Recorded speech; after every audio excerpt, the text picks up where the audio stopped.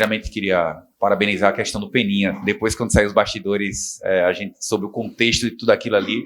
Queria parabenizar, aproveitar que vem seja para parabenizar. Queria também perguntar sobre o Altos. O que é que o professor já vem estudando do Altos? O que esperar desse jogo de segunda-feira decisivo para o Santa Cruz? Boa tarde a todos, prazer tê-los aqui. A questão do Peninha foi... Futebol, a gente precisa humanizar um pouquinho o futebol, né? Futebol, existe relação, como disse, não é só apenas futebol, né? Existe aqueles que estão por trás das câmeras que fazem muito futebol acontecer, e são esses colaboradores e funcionários do clube que faz o Santa Cruz estar vivo e forte na sequência da sua história.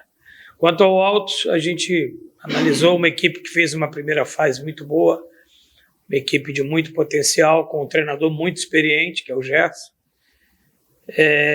Chega com mérito a essa fase da competição e a gente já estudou, a gente já analisou como a gente faz com todos os adversários e a gente espera fazer um grande jogo e fazer um jogo como a gente sempre faz em casa, um jogo de imposição, um jogo como mandante. Entendemos que é um mata-mata, tem 180 minutos. Como eu disse, quando terminou o jogo do Sergipe, que nada estava resolvido lá. Então, vamos ser a primeira metade aqui sob nosso domínio, diante do nosso torcedor.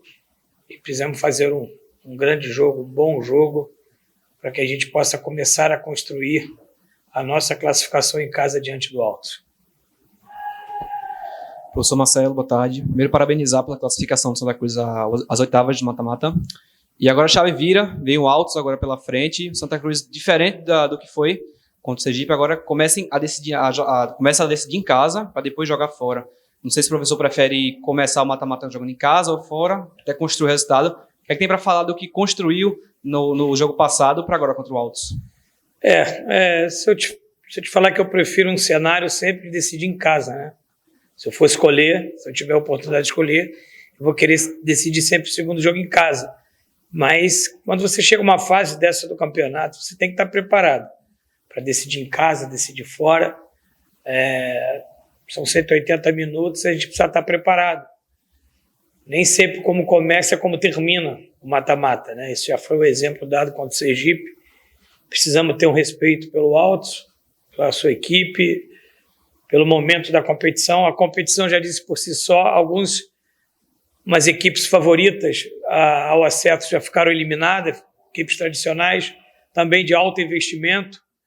Então a gente precisa ter muito cuidado e a gente está tendo esses cuidados necessários com o momento que a gente está vivendo da competição. Precisamos fazer um jogo forte, como eu falei, em casa. Precisamos buscar a nossa característica em casa, como a gente sempre buscou, de uma equipe que sempre busca o resultado, busca vencer. E vamos entender o que o jogo se desenha para que a gente possa buscar um bom jogo dentro de casa, buscar uma vitória, buscar um placar que nos favorece, mas sabendo que são 180 minutos e mata-mata você tem que estar preparado, organizado mentalmente, entendendo que o formato da competição mudou, é um formato agora de mata-mata, e você precisa estar muito bem preparado, e a gente vem com as semanas evoluindo, tanto mentalmente quanto do trabalho, desenhando uma jornada conforme a equipe que a gente vai pegar. Quanto o Sergipe foi um modelo que a gente usou, alguns conceitos que a gente adaptou diante do Sergipe e diante do Altos não vai ser diferente. A gente modelar a nossa equipe conforme o adversário que a gente vai pegar. Marcelo, boa tarde. Boa João tarde. Batista, do canal Santa Cruz PE Eterno Amor. Haja coração, não foi, Marcelo, no jogo passado? Nesse jogo, Marcelo, o Santa Cruz jogando em casa, com o apoio da torcida, o Santa Cruz tem a obrigação de vencer. O que será feito para transformar essa obrigação em realidade dentro de campo? Meu querido João, trabalhar no Santa Cruz e dirigir um jogo no Santa Cruz, a gente sempre tem a obrigação de vencer, independente seja em casa ou fora. A gente joga em casa com um adversário que tem suas qualidades, mas a gente tem um aproveitamento em casa de 8 partidas, 6 vitórias, um empate, uma única derrota. Então, assim, a gente sempre foi propositivo em casa, a gente sempre buscou a vitória em casa, buscou dentro da medida do jogo, com a oportunidade de sempre ampliar os placares. Tivemos, assim, dentro de casa algumas nuances dentro da competição. E não vai ser diferente dessa vez, né? A gente joga o primeiro jogo em casa e a gente vai ter o mesmo comportamento que a gente sempre teve em casa. O time propositivo, o time buscando a vitória, como foi diante do Sergipe. Quando falei sobre o último jogo, a gente, quando fez 2-0, a gente continuou buscando o 3-0, tivemos até mais chance de ampliar o placar para 3-0 e acabamos tomando 2-1, e o jogo mudou de desenho e levou para os pênaltis. Então, assim, a gente vai ter o mesmo comportamento que tivemos diante do Sergipe e o comportamento que a gente sempre buscou ter dentro de casa, um time que sempre vai buscar vitória jogando aqui no nosso domínio, diante do nosso torcedor. Boa tarde, Marcelo. Você foi bem explicativo aí até com relação à possibilidade de adaptar o seu time com relação ao adversário, como você fez contra o Sergipe. E visto que o Altos já apresentou durante essa temporada, né, um time que gosta de posse de bola, tem 2 laterais que apoiam muito, que é o Jean e o Arthurzinho, volantes que também gostam de pisar na área. Que tipo de característica o Santa Cruz também tem que ter para evitar que essa posse de bola do adversário seja por maior tempo possível durante essa partida dentro de casa? Eles têm um time com 2 laterais bem agudos, uma linha de frente muito rápida, né? Uma equipe que tem uma transição de muita velocidade qualificada, um time que chega muito rápido à área do adversário. É um time que tem um meio-campo com jogadores de qualidade. O Esquerdinha foi meu atleta. O Jonathan eu enfrentei quando ele estava no Santa Cruz de Natal. Então, assim, é uma equipe muito bem organizada, muito bem montada pelo bom treinador que é o Gerson, um treinador experiente, conhecedor da competição. E a gente está, claro, tomando os cuidados necessários, porque eu costumo dizer que uma equipe ela tem que ser equilibrada. A gente está falando tanto em atacar, fazer gols, mas a gente precisa estar equilibrada, a gente precisa estar muito bem preparada nas fases do jogo. Claro, com a qualidade da equipe do Altos, vai ter momentos que a gente vai estar em bloco baixo, vai ter que estar organizado para uma transição, a gente vai ter, mas o princípio, quando você joga com uma equipe que se organiza bem no meio campo e tem uma chegada muito forte no ataque, é você tentar que ela esteja o quanto menos perto do seu campo. Então a gente vai tentar já jogar o máximo possível no campo do adversário e tentar já bloquear e pressionar logo a saída de bola deles, porque para que eles não tenham essa construção qualificada que eles têm, como bem você falou na sua explanação. Ô Marcelo, você na sexta-feira, antecedente ao jogo do sábado, você prometeu um time com atitude, uma postura diferente contra o Sergipe, e o que a gente viu foi uma postura bem diferente do Santa Cruz do segundo turno, da primeira fase. Chegou ao ápice da postura que você deseja, ou ainda tem como o Santa Cruz melhorar, aprimorar nessa fase tão aguda? Porque a postura, pelo menos em atitude, o elenco me pareceu muito o time do primeiro turno da primeira fase da Série D. Eu fiz até um trabalho com os atletas, bacana a sua pergunta, que eu tenho oportunidade de explanar para vocês e para o nosso torcedor. Na nossa representação, eu sempre passo os vídeos, e eu passei 2 tipos de vídeos. Um vídeo bem didático, a diferença da nossa atitude do primeiro para o segundo jogo. Então eu botei alguns lances do primeiro jogo e lances bem iguais do segundo jogo. E a diferença ela foi absurda. Eu lembro que eu falei para vocês, independente de mudar esquema tático, mudar de jogador, tinha que mudar de atitude.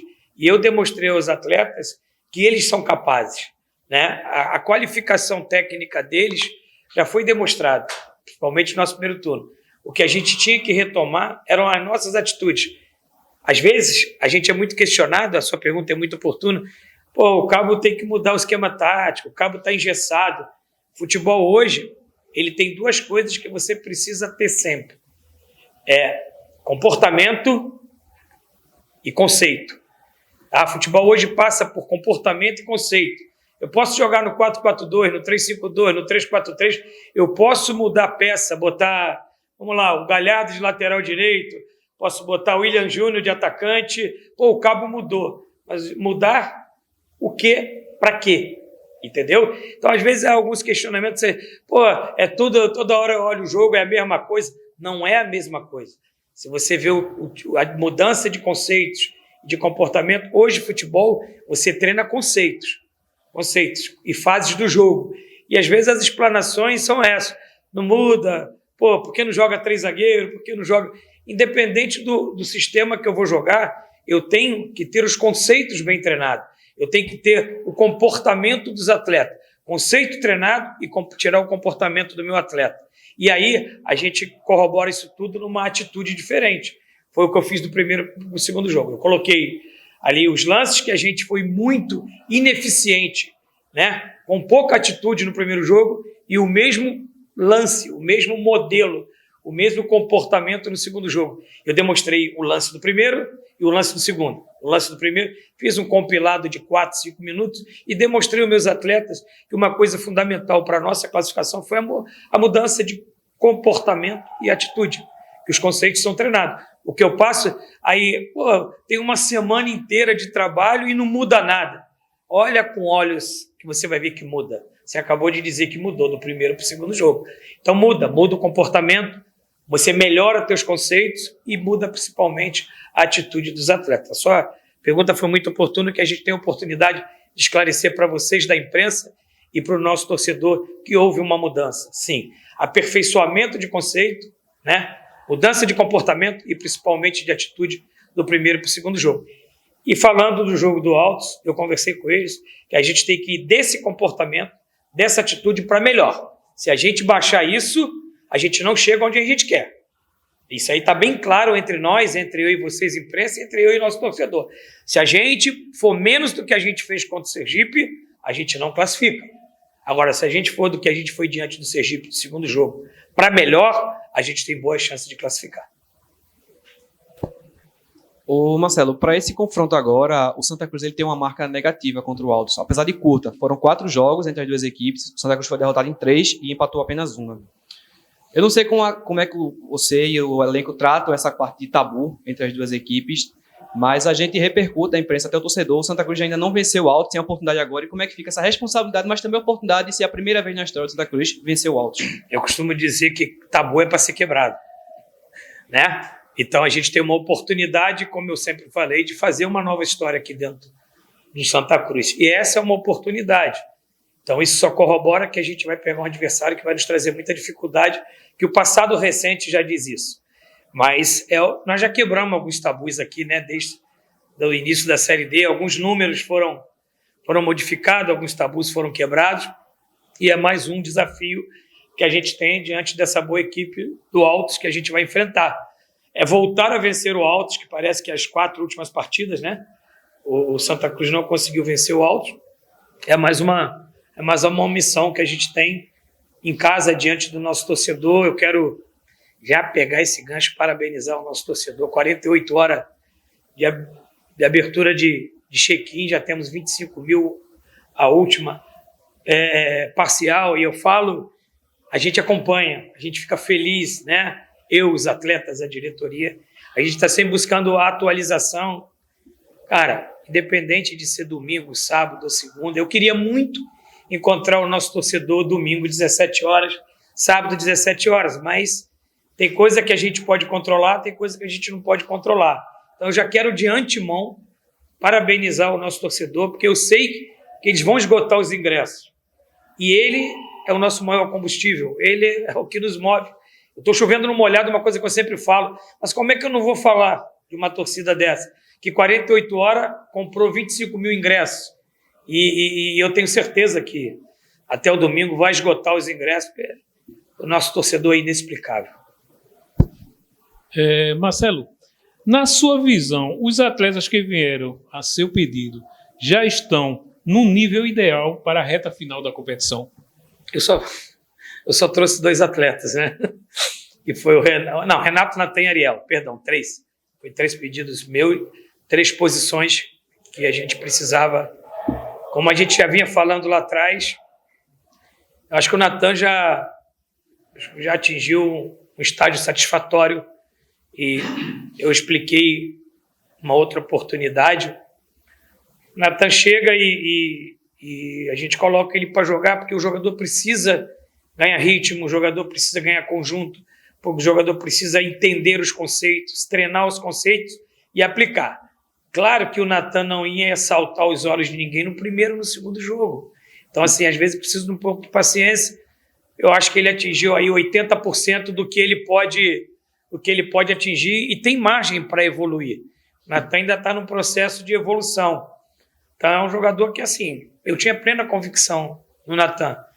Não que o Rodrigues e o Vini não nos ajudou, mas eu costumo dizer que o Natan, ele é o que traz o equilíbrio entre o Vini e o Rodrigues, né? A característica dos dois. Ele consegue ser o equilíbrio dos dois. E aí nós ficamos bem atendidos na lateral esquerda, porque uma competição dessa, nós ainda temos muitos jogos, se Deus quiser. Você pode ter uma lesão, você vai precisar de alguém da mesma altura ali. Não dá mais para escrever, para contratar. Então, a gente precisa fechar o elenco com margem para que a gente não tivesse problema. Eu perdi um jogador, eu tenho que improvisar. Então, foi essa demanda. O Renato, ele estava em plena evolução, aí ele teve que dar, na semana passada, uma interrompida nos treinamentos. O cartão vermelho foi uma pena, porque ele vinha fazendo um bom jogo diante do 13, fez os gols, aí interrompeu. Semana passada, de treinamento dele, de um desconforto na panturrilha, tivemos que poupá-los em algum treinamento, mas o Renato treinou bem a semana, é um jogador que está aí 80% do que pode entregar, já em plena evolução, e estou muito satisfeito com o que ele já pôde, em pouco tempo, apresentar nos jogos. Jogador que pegou a bola na hora do pênalti, aplicou ali toda a sua experiência naquele momento pesado, difícil, e vai continuar nos ajudando, né? E o Ariel chegou há pouco tempo, teve algumas intercorrências na preparação dele, mas a gente espera que ele venha também nos ajudar, como o Natan e o Renato vêm nos ajudando. Marcelo, ao longo desse período, né, todo de disputa da Série D, você fala muito sobre a questão do trabalho psicológico. O clube agora tem a Majorri, né, que trabalha essa parte mental também do grupo, e essa última partida contra o Sergipe, acredito que todo mundo chegou ao ápice da emoção em todos os sentidos. Eu queria saber como é que você e a profissional também, a Majorri, a psicóloga, estão trabalhando com o grupo, porque vai encontrar novamente uma disputa que vai buscar o emocional dos atletas dentro de campo. Como controlar esse emocional em duas partidas tão importantes também, que valem a continuidade do Santa nesse sonho? Como é que você também está trabalhando quanto a isso, Marcelo? Inclusive eu, né? Você também. Após a partida, fui tomado por uma emoção muito grande. A gente é ser humano, né, cara? A gente vive isso aqui de coração, de alma. Então, às vezes você tem uma emoção um pouco aflorada, mas foi só ali depois do jogo, uma emoção pela importância que a gente sabia da classificação. Não passava na nossa cabeça a competição terminar ali para a gente. Então, foi uma semana de muito trabalho, de um ápice emocional e saber do tamanho da responsabilidade que a gente tem em dirigir o Santa Cruz, mover essa paixão dessa torcida, tudo que está sendo feito internamente, essa mobilização interna. Então, aí quando o Roquenide pega o último pênalti, cara, eu acho que foram todos, né? Então, alguns se emocionaram muito mais, outros passaram mal. Eu tenho uma cena emblemática que eu até postei, uma mãe e uma filha de joelho se abraçando. Eu recebi essa foto. Então, ali, como não se emocionar? Mas eu falo para você que a palavra de ordem é equilíbrio, né? A gente precisa estar sempre equilibrado. Às vezes a gente passa um pouco do tom, mas sempre com respeito ao adversário, com respeito a vocês, a imprensa, com respeito à nossa torcida, mas a gente é feito de carne e osso, a gente é movido de emoção. Por mais que a gente seja um profissional experiente, que já tenha vivido isso tudo, 25 anos de carreira, mas você vai se envolvendo, e às vezes a emoção passa um pouquinho da razão, mas não só a minha, a todos. Mas foi uma semana que a gente reconectou, baixamos, né, a poeira, baixamos a adrenalina, tivemos nosso dia de folga, recarregamos a bateria, retomamos o trabalho e a gente continua muito focado no nosso objetivo, buscando uma força mental muito grande, porque tudo que move esse clube, ele te desgasta emocionalmente, porque tanto na esfera do jogo, quanto a preparação do jogo, quanto a relação humana com as pessoas e com o nosso torcedor. Então você precisa estar muito bem equilibrado. Eu acho que o trabalho de todos nesse momento de uma profissional especializada, nos ajuda bastante, mas a experiência de todos que estão aqui dentro, tem uma peça aqui dentro que ela é muito importante, é pouco falado, que passa uma experiência que é o Arley. Acho que o Arley tem, só de minuto de silêncio, ele tem horas no futebol como jogador. Então é um cara que ele vem pouco à imprensa, ele fala pouco, mas a importância dele nesse quesito de conversar com o jogador, conversar comigo, conversar com o staff, passar essa experiência dele de só como atleta ele parou de jogar com 42 anos, depois foi dirigente com Série A, acesso, tem muito que passar para a gente no dia a dia, então é outro pilar importante aqui dentro, né? O Pedro, o CEO, é um cara que ele vê um pouco mais de fora, mas é um cara que de um equilíbrio tremendo, o cara que ajeita a peça aqui, ajeita a peça ali. Então, assim, a gente é uma equipe multidisciplinar. Nós temos um diretor médico aqui, o doutor Antônio Mário, um cara muito experiente, que está aqui também junto com os seus médicos no dia a dia. Então, assim, é um conjunto de fatores. E o nosso pilar principal, que é o nosso presidente, que é um cara que é muito experiente nesse momento, é um cara que é muito equilibrado, um verdadeiro gestor, que também está junto com seus pares, sua diretoria. Então, é um trabalho de todos. Então, resetamos a máquina, né? Quebramos o retrovisor do Sergipe, como eu sempre digo, foco no Altos e o foco numa semana de trabalho. Não tem oba-oba, não tem disse-me-disse, não tem já ganhou aqui dentro, é pezinho no chão, manga arregaçada. É o prazer de receber meu senhor chegando aqui agora. Manga arregaçada, pé no chão, humildade, muito trabalho, porque nós não conquistamos nada. Nós conquistamos o direito de ir para o segundo mata-mata. Nossa emoção aflorou depois do jogo. Costumo dizer, emoção e celebração dura 24 horas. Depois das 24 horas, retomar o equilíbrio, o pé no chão e pensar no próximo passo, que é o Altos. Marcelo, boa tarde, Osés do canal 3 de Fevereiro. Uma pergunta sobre o comportamento do nosso lado direito, né? A partir do momento que a gente faz a substituição por Thiaguinho, a gente perde um pouco na marcação. Você faz a leitura rápida, tira o Gabriel Galhardo, repõe com o Favela para aumentar o poderio defensivo da gente naquela área. O Altos contra o Independência do Acre abusou muito daquele lado esquerdo com o Arthurzinho, o Felipe Salles e o Esquerdinha, que ficavam revezando de lado ali. O Esquerdinha experiente aqui no cenário nordestino, assim como o Arthurzinho, que passou por 13, Nacional de Patos. E eu queria entender sobre qual a preparação para esse lado específico, ou se existe... Você não vai dar as cartas e a gente nem quer isso. Se já um olho nesse lado, principalmente porque foi de onde saiu a vitória e a classificação do Altos contra o Independência. Não, com certeza. Eles não só têm um lado esquerdo muito forte, mas o lado direito. O lado direito deles compõe de uma dobra, né? Quem joga na segunda linha é um lateral muito agudo. E o lado esquerdo joga o Arthurzinho, que veio do 13, que agora está compondo lá a equipe deles. Um extremo, me perdoe que eu esqueci o nome, de muita velocidade, muita qualidade. O Esquerdinha foi meu atleta no Floresta, eu conheço bem, né? Então, assim, eles têm o lado esquerdo. Como eu jogo uma marcação zonal, uma marcação zona setorizada, né? Então, a gente sempre tem as linhas de equilíbrio, de marcação, de zona de cobertura, tudo isso já bem organizada. Só contextualizando o jogo, a questão como a gente estava na frente do placar, eu sabia que a gente poderia fazer o segundo gol, eles teriam que sair, eu queria explorar, né, o ataque ao espaço, a velocidade para as costas da marcação, e o Thiaguinho, do nosso elenco, é um dos melhores que fazem isso. Eu iria perder um pouco na marcação, mas eu não poderia deixar de ser ousado para tentar o segundo e o terceiro gol.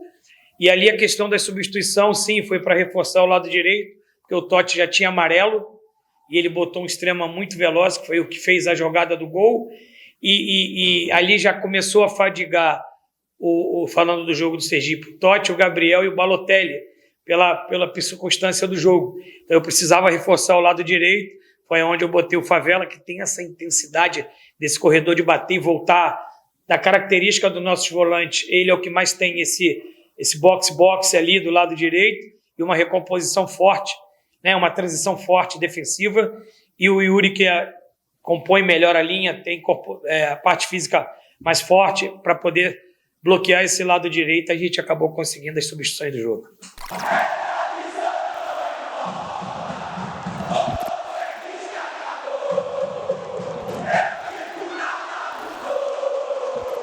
Marcelo.